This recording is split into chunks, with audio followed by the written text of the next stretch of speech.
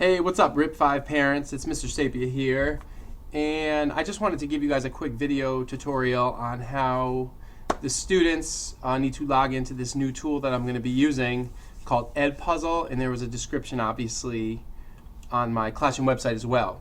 So basically the first thing that students are going to do is they're going to log on to classroom.google.com. I know up here the address is a lot longer, but on your computer it may redirect you to that link, but just type in classroom.google.com. And so what your child would then do, and I created a sample account, they'll click on their username, and then I'm just going to type in my password here, and then they'll click sign in just like we usually do, and it'll bring up their classroom screen.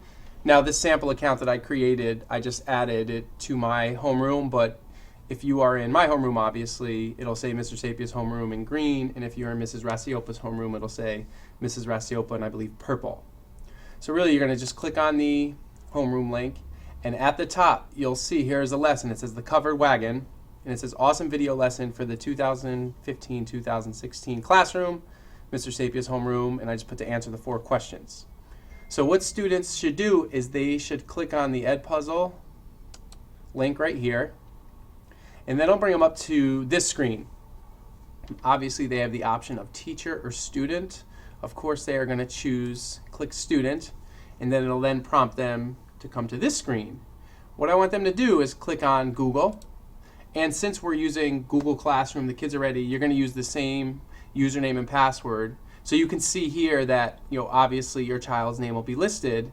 I'm sample student, so you just click on sample student,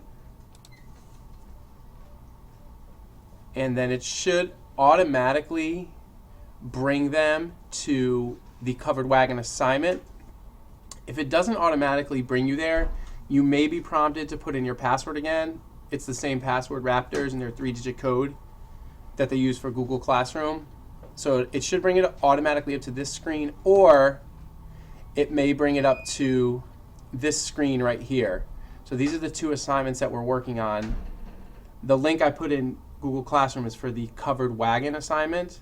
So if it does bring you up to this screen, your child's just going to hit start, and then there, and it's going to play the video. And what's really great about this is once the video gets up to where this green question is, it's going to stop, and it's either going to ask, you can either ask an open-ended or a multiple choice question. So for this one, I believe the first one is open-ended, so the students have to do their best job of active listening up to this whole point. And so from the beginning up to the first green arrow, that's where they have to use the information from to answer the question.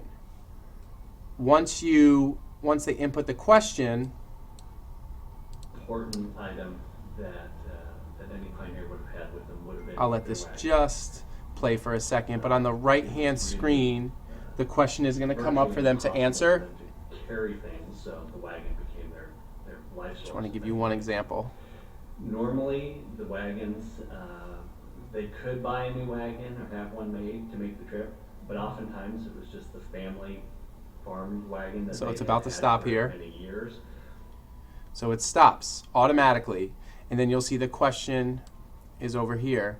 Why wouldn't more families buy a new wagon instead of taking their old one that they used on the farm?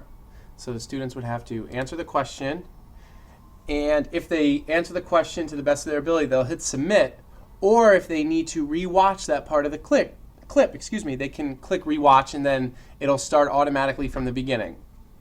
What this does after they're finished, they go through the process, they'll see a big blue finish button.